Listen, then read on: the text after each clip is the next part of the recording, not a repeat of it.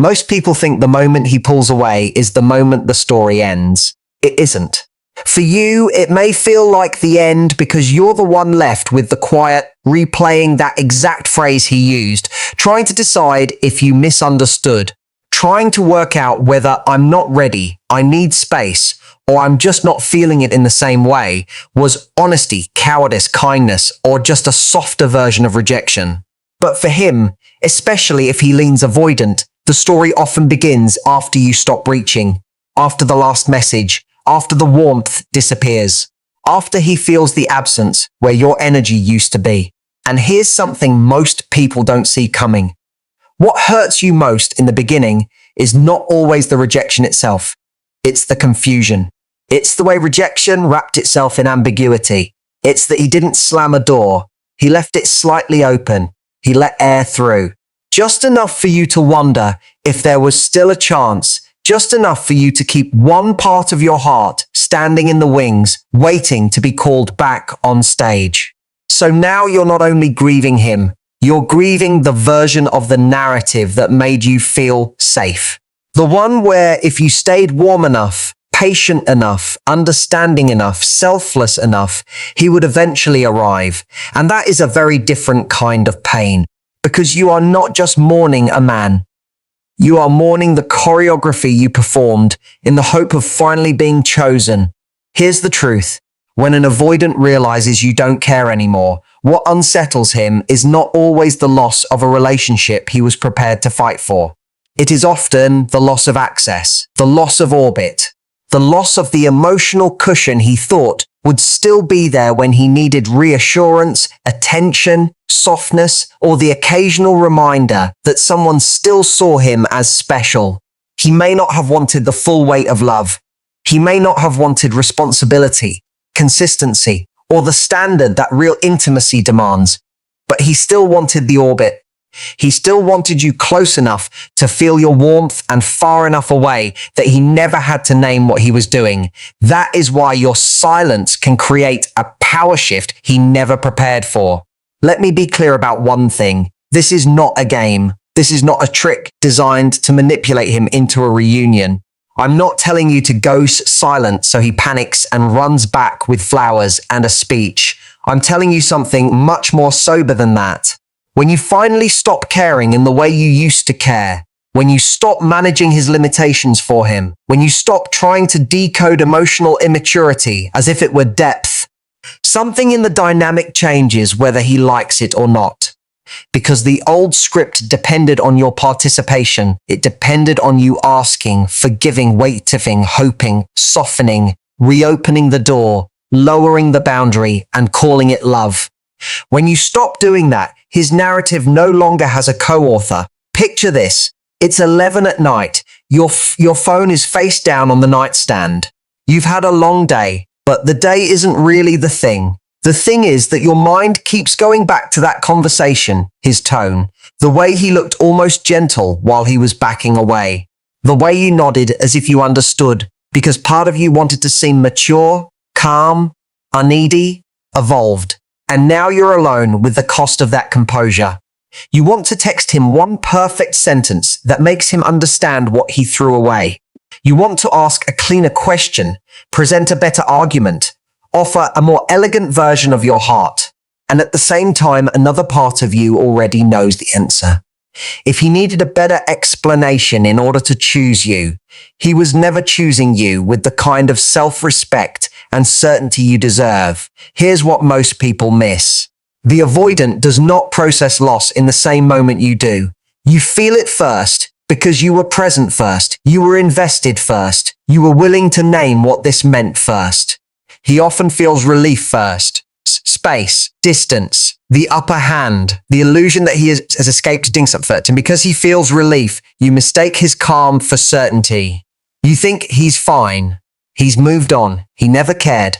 But relief is not peace. Relief is often just delayed reckoning. Relief is what someone feels when they have stepped out of an uncomfortable room without realizing they have also stepped out of the only place where something real was asking more of them. And here's something else. He didn't expect you to actually leave him alone. He expected you to reach out instead. He expected the usual soft follow-up, the understanding message, the dignified but still open line that said, "I hear you, and I'm here if you change your mind." He expected you to cushion the ending so completely that he never had to feel its edge.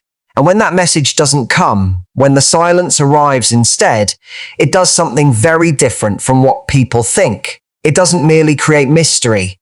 It removes the padding. It lets the reality of his choice hit the ground without you rushing in to catch it. I want to pause on that for a second, because if you've spent months or years loving people who only half arrive, you may have been trained to believe that your goodness is measured by how well you absorb disappointment.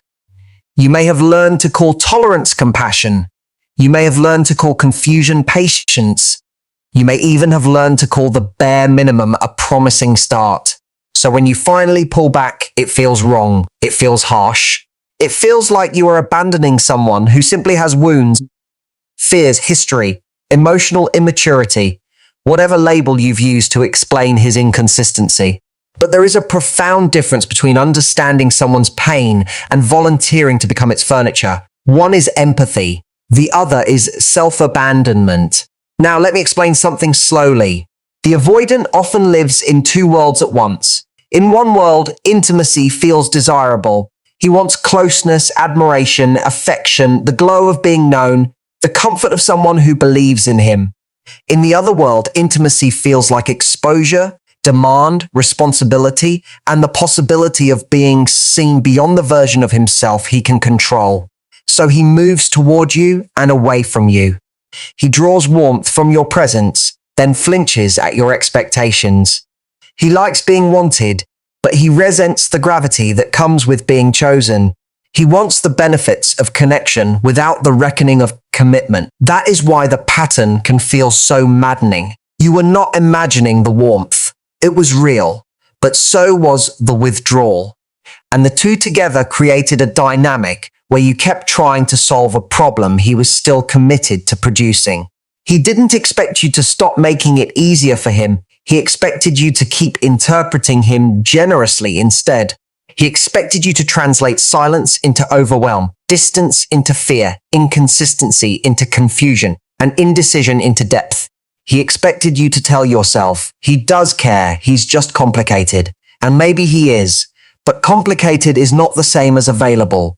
Complex is not the same as kind. Wounded is not the same as ready.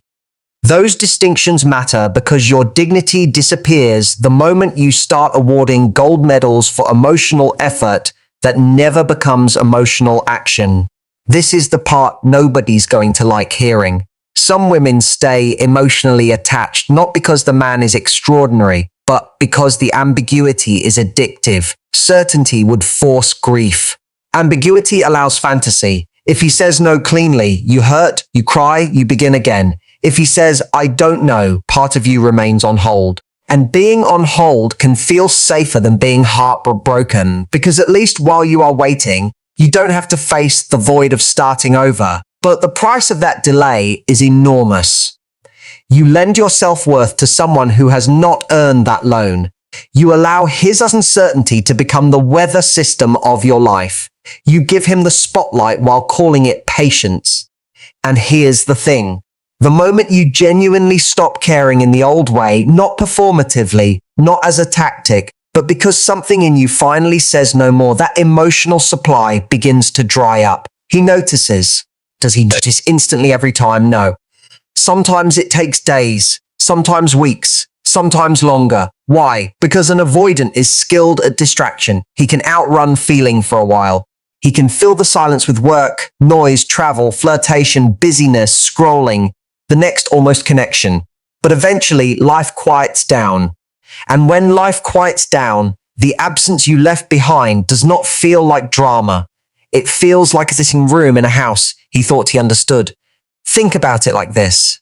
While you were still reaching, still available, still emotionally standing by, he could keep you like a volleyball underwater. It took effort, but not much. A text here, a little charm there, a moment of vulnerability, a vague promise, just enough pressure to keep the truth from rising.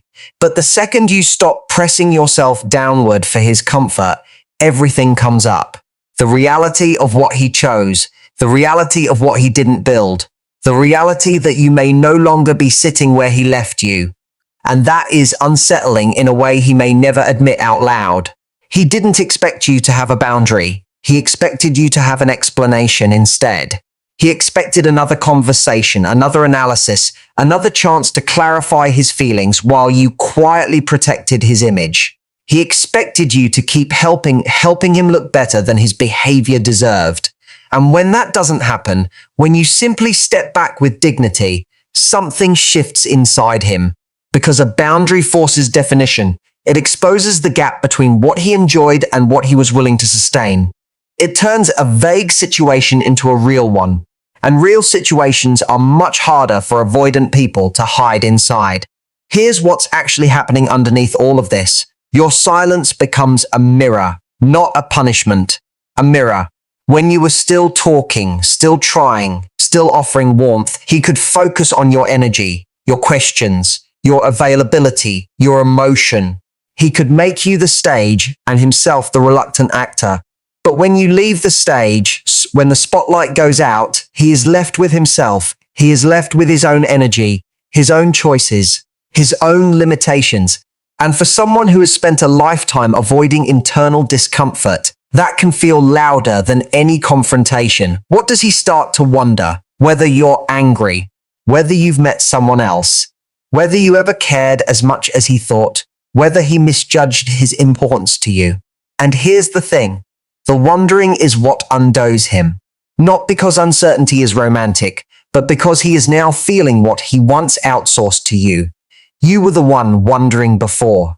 You were the one reading tone and timing and pauses and trying to find meanings in scraps. Now the uncertainty crosses the room and sits with him. What does he miss first? Often not the relationship.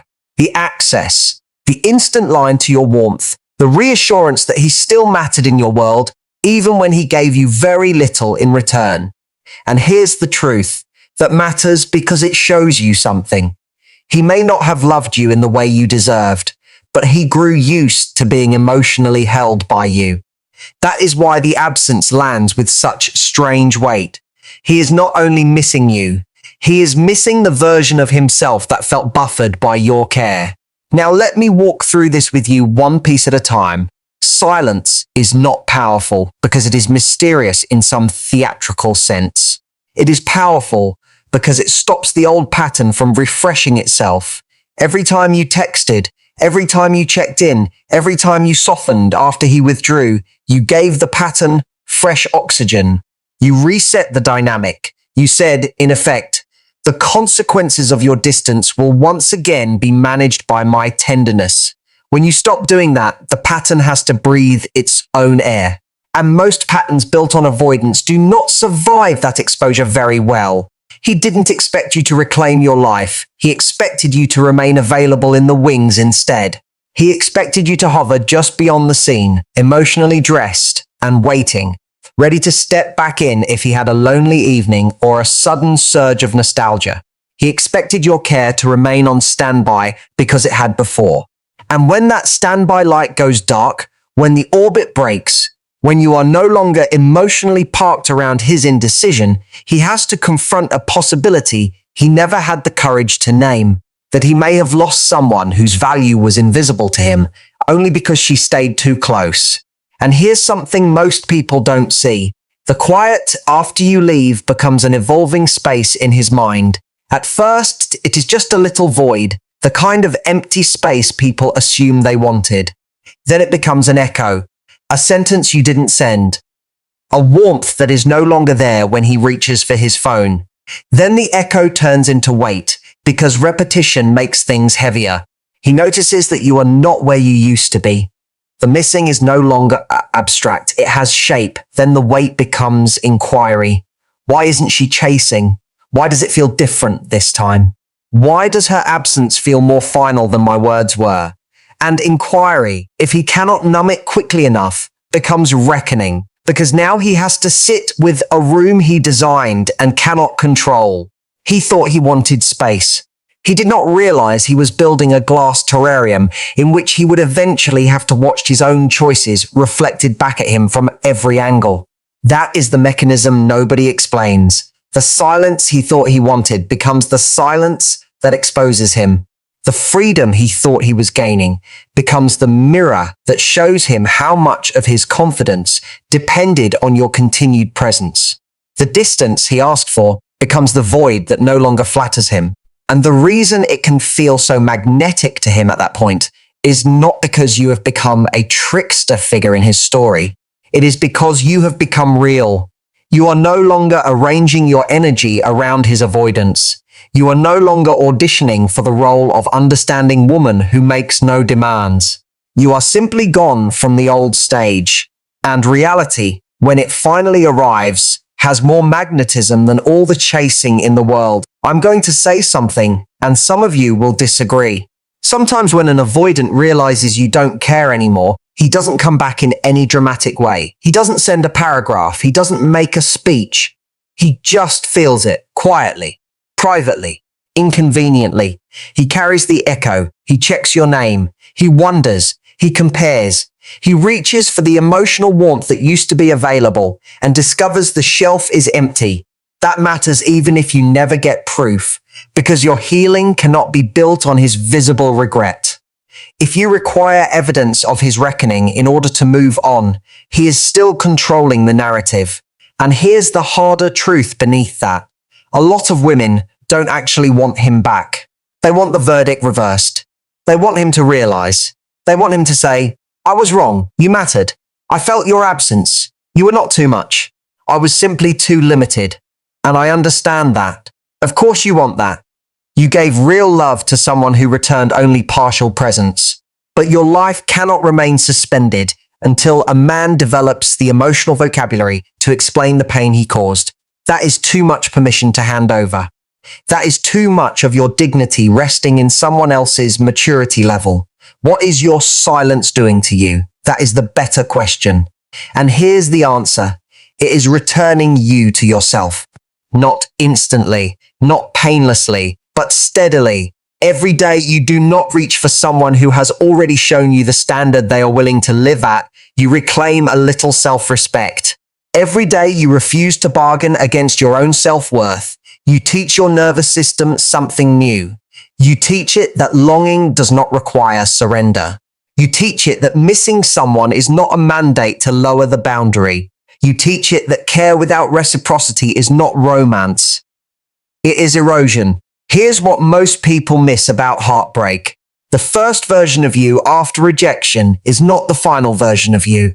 The woman he left is not the woman who emerges from this if she lets the pain do its real work. The you he rejected existed at a certain point in the pattern. She was still explaining away the bare minimum. She was still trying to be chosen by someone whose choices were shaky.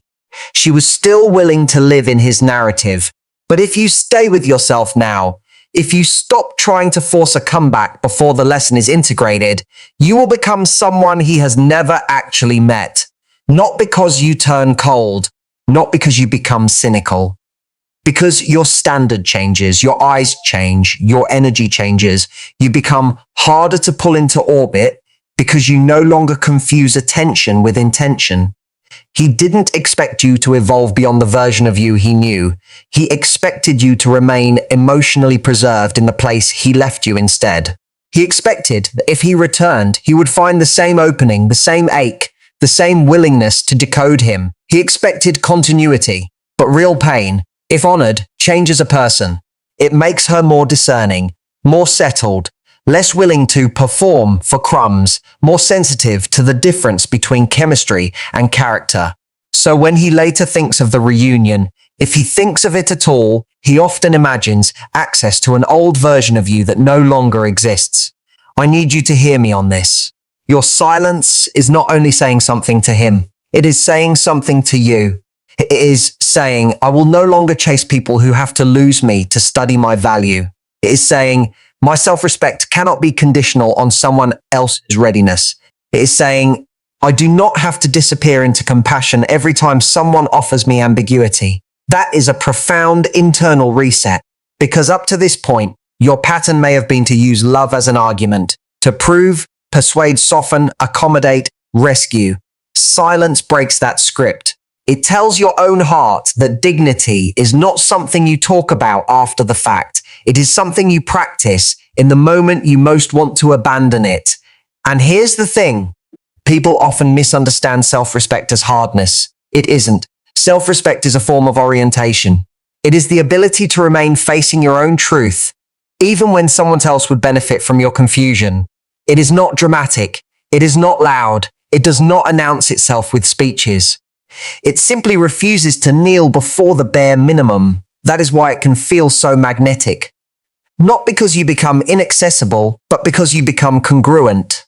Your words, your boundary, your energy, your actions all do begin to say the same thing. And congruence has a kind of gravity that chasing will never have. What if he comes back?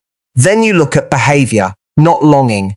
Then you look at consistency, not chemistry. Then you look at whether he can hold discomfort without punishing you for it. Then you look at whether he can name what happened without turning you into the problem. And here's the truth. If his return is real, it will respect your standard. It will not ask you to betray yourself for the sake of his late awakening. A genuine comeback does not require you to abandon your self-worth. It meets it. What if he doesn't come back? Then nothing essential has been lost except fantasy. And I know that sounds severe, but sometimes severity is mercy. If a man can feel your absence and still not move with clarity, then what exactly are you preserving by waiting? His potential, his good side, his moments of tenderness, the few times he almost gave you what you needed. None of that is a relationship. None of that is a life. You cannot build a future on intermittent warmth and then call the ache devotion. He didn't expect you to stop romanticizing the pattern. He expected you to keep calling it connection instead. He expected that the old chemistry would keep blurring your vision. He expected that because it had before. And when your clarity arrives, when you stop seeing his inconsistency as mystery and start seeing it as limitation, the whole dynamic changes. Because now your silence is not heavy with hope. It is clean. It is a boundary with no secret footnote. And that kind of clean distance is one of the most unsettling things for someone who relied on emotional half-light. Let me be clear about something. There is a difference between not caring and not performing care anymore. Real people do not switch their hearts off on command. You may still think about him. You may still miss him. You may still have moments where a song or a place or a phrase catches you in the chest. That does not mean you haven't moved. It means you are human. Not caring anymore does not always feel like indifference. Sometimes it feels like no longer volunteering your life to prove what should have been obvious. Sometimes it feels like crying and still not texting. Sometimes it feels like loving the memory and no longer granting it permission to run the present. And here's something tender that matters. The reason this hurts so much is not because you are weak. It is because hope is intimate. Hope lets someone live inside you before they have earned permanent residence. Hope arranges furniture for a future that may never arrive. So when you have to evict that hope, it is not a small administrative task. It is a breakup inside your imagination as much as in reality. Be gentle with that, but do not mistake gentleness for going back. Your job now is not to be cruel to yourself for still feeling. Your job is to keep your dignity while feeling. Think about it like this. Dignity is something you carry. Every time you accept less than your standard, it gets heavier. Every time you explain away what you know, it presses a little more into your shoulders. Every time you make yourself the exception to your own rules because you don't want to lose someone, that weight increases. But every time you tell the truth, every time you honor the boundary, every time you choose self-respect over temporary relief, some of that weight lifts. You stand differently. You breathe differently. You stop dragging yourself through situations that make your spirit stoop. And eventually, what felt like loss begins to feel like reclaiming. So what does practical healing look like now? Not performance, not transformation theater, real things. It looks like putting the phone down when the ache spikes instead of negotiating with yourself for one tiny message. It looks like re-entering your friendships without making every conversation about him. It looks like moving your body enough that your emotions have somewhere to go besides your chest. It looks like eating before you analyze, sleeping before you decide, cleaning one corner of your room because outer order can sometimes lend strength to inner chaos. It looks like returning to small promises, the walk you said you'd take, the call you said you'd make, the work you said you'd finish. Practical acts of self-respect rebuild identity faster than grand declarations ever will. Here's the truth. You do not need a new life overnight. You need a few honest days in a row. A few moments where you choose not to orbit someone who would only love you from a distance. A few mornings where you stop checking whether he has noticed your absence and start noticing your own presence. A few evenings where the room belongs to you again. That is how the comeback actually begins, not his comeback, yours. The return to your own life. The reunion with the part of you that got exiled while you were trying to be enough for someone who kept moving the line. What should you do if he reaches out with something vague? Hey, how have you been? Thinking of you, miss your face. You slow down. You do not rush to reward ambiguity because it resembles interest. You do not turn a breadcrumb into a banquet. You ask yourself one question. Does this communication honor my dignity or merely test my availability? And here's the thing, those are not the same. Sometimes a message is not an opening. It is a temperature check, a way of seeing whether the old access still exists. Your job is not to punish him. Your job is to stop volunteering access to people who have not earned deeper entry. What if part of you still wants him to suffer? That's human too. But suffering is not the point. Clarity is. The power shift is not complete when he hurts. It is complete when his hurting is no longer required for your healing. That is when you know you have truly stepped out of his narrative. That is when the silence belongs to you, not as a weapon, but as a form of peace. The absence is no longer a message to him. It is a homecoming to yourself. I'm going to say something, and I want you to keep it. Your silence after rejection is not weakness. It is the cleanest boundary your heart may ever set. Not because silence is always noble, but because in this case, words had already been spent.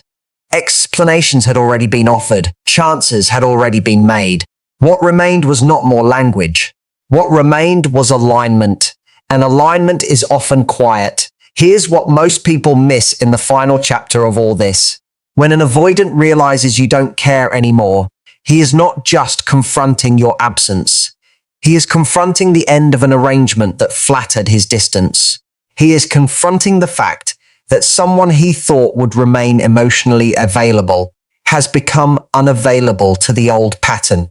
He is confronting a woman who is no longer willing to be second choice in a story he barely knew how to write. That is why it can rattle him, not because you became manipulative, because you became clear.